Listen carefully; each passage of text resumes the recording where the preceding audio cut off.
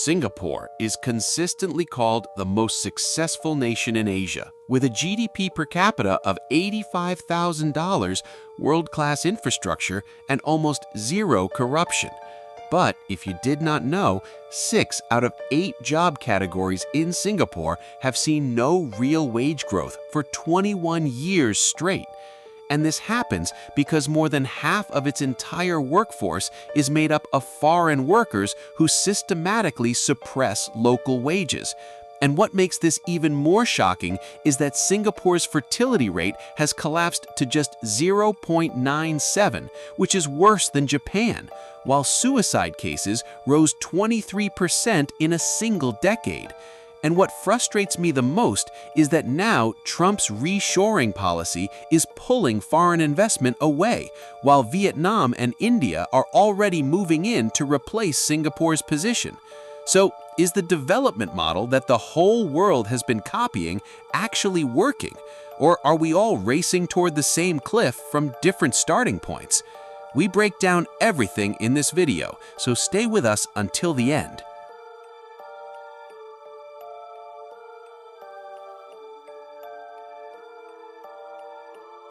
Singapore, the country whose name always comes up whenever people talk about Asian success. GDP per capita of $85,000 per year. World-class infrastructure. Corruption? Almost zero. If there's a country that should serve as proof that the Grow First model actually works, Singapore is the answer. Or at least that is what we have always been led to believe. But there is one number that is rarely highlighted amid all that praise: wage share, or the portion of workers' wages from total GDP, in Singapore was only 39% in 2023. 39%, down from 45% in 2016, while the average for other developed nations sits at 62%.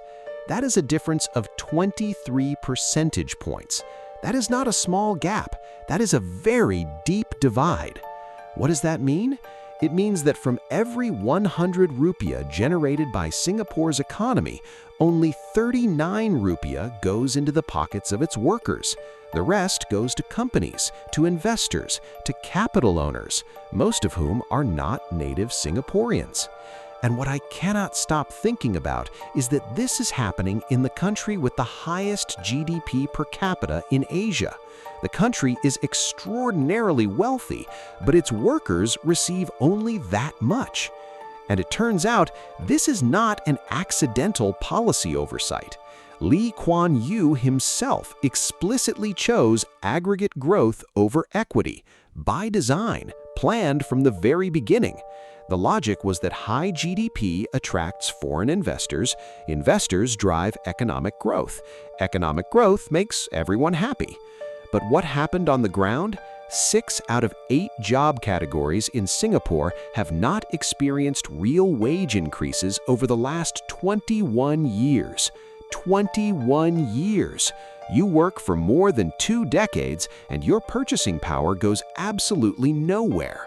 The economic growth is real and the numbers are genuinely impressive, but the ones benefiting are apparently not the people themselves. And that is what almost never gets told when people praise Singapore as the best development model in Asia.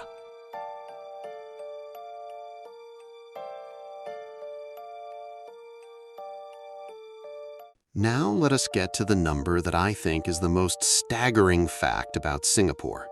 51.4% of Singapore's total workforce are foreign nationals.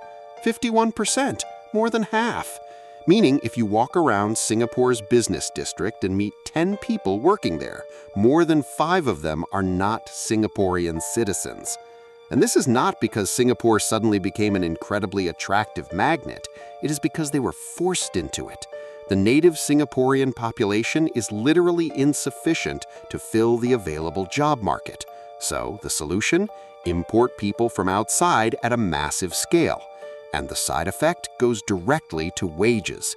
When the supply of labor is abundant from outside, the bargaining power of local workers collapses. But what surprised me most is not the number of workers, but what happens when those workers get sick. Singapore's healthcare budget is only 2.77% of GDP. Compare that to America at 17%, Germany at 11%, Japan at 10%. In a country with a GDP per capita of $85,000, the healthcare budget is lower than most developing countries. Getting sick in Singapore can wipe out a lifetime of savings in a single hospital admission. And there is a theory circulating among economists that makes a lot of sense. Singapore deliberately keeps the immigrant tap wide open, not just because they need the workforce, but because cheap wages and low operating costs are the main reason foreign companies want to set up office there. Economists call this immigrant wage suppression, a system that benefits corporations but sacrifices two parties simultaneously: local workers whose salaries are suppressed, and foreign workers who often do not receive the same legal protections. Singapore sells itself as a business paradise, and it has succeeded, but whose paradise is it really? This is the heaviest chapter for me to tell, not because the data is difficult to understand, but because the data is deeply saddening and almost never discussed amid all the glorification of Singapore. Singapore's total fertility rate in 2024 was 0.97, below 1, meaning the average Singaporean woman now gives birth to less than one child over her entire lifetime. The replacement level needed to keep the population stable is 2.1. Singapore is 0.97, not even half of that. And this is not a future projection that can be debated. This is data that has already happened. Japan, which we have long considered the poster child of a demographic crisis, its fertility rate is still 1.2. Singapore is worse than Japan. The country we have been holding up as a model of successful development is actually heading toward demographic extinction faster than the country we already considered in crisis. But what makes this truly alarming is the context. The Singaporean government has already spent billions of dollars on baby bonus programs, cash incentives for couples willing to have children, and the result? The numbers keep falling. Because the problem is not about money. The problem is the system described in the previous two chapters: wages that have not risen for 21 years, living costs that keep climbing, working hours that are inhumane. If just surviving is already difficult, who is going to think about having children? And that connects directly to the number that made me stop for a moment. Suicide cases in Singapore rose 23% from 2000 to 2016, according to data from the Samaritans of Singapore. The WHO itself identifies excessive working hours as causing 745,000 deaths per year globally. And Singapore is one of the countries with the longest working hours in Asia. The Japanese call it karoshi, dying from work exhaustion. Singapore is on exactly the same path. If this is what success looks like, something has gone very wrong. Until now, the threats to Singapore's model came from within: inequality, demographics, mental health.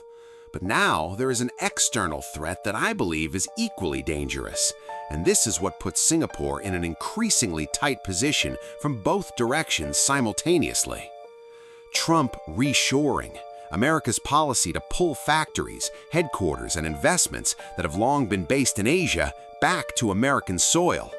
Apple, Intel, TSMC, all of them have already begun building large facilities in America, and Singapore, whose entire economic model is built on dependence on foreign direct investment, is the hardest hit. Not Vietnam, not Thailand, Singapore, because they have the highest dependency, and that is genuinely alarming.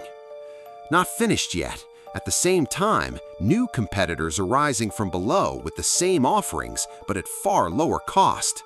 Vietnam has already displaced Singapore as the primary destination for manufacturing investment in several sectors. India, with a population of 1.4 billion and a rapidly growing middle class, is increasingly seriously shadowing Singapore as Asia's business hub. China remains a giant going nowhere. And Singapore? What can they offer that those countries cannot? What I cannot stop thinking about is why local Singaporean innovation has stagnated when they have more than enough money and infrastructure. And the answer might lie in the system we have already discussed. If you can always import talent from outside, you are never forced to develop talent from within. The result is that many of Singapore's brightest young people choose to move abroad because the system at home does not give them enough room. Some economists call this the golden cage, too wealthy to pursue radical reform because everyone with a stake in the system is already too comfortable with the old way of doing things. But that old system is now cracking from every direction simultaneously. Let me be honest before closing. Singapore remains an extraordinary country in many ways. Safe, clean, efficient, and free from corruption. Those are facts I cannot and have no desire to dispute whatsoever. But the lesson from all the data we have discussed is not about speaking badly of Singapore. The lesson is far more important and far more universal than that. Singapore is the most widely imitated model by developing nations around the world. Malaysia, Thailand, Vietnam, Indonesia, all of them have at some point or are still using Singapore as their development benchmark.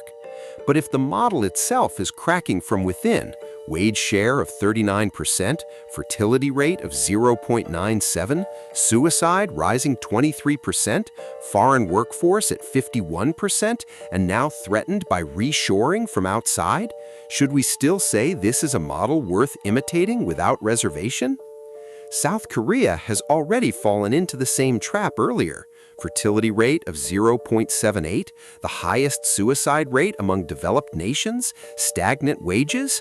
Japan has been struggling for more than 30 years to escape a similar trap and has not fully succeeded. And the ones that have managed to rebalance growth with welfare? Denmark, Finland, the Netherlands? All of them have wage shares above 55%. All of them give their people a fair portion of the pie they helped bake. So the question we must ask is not only about Singapore, but about ourselves.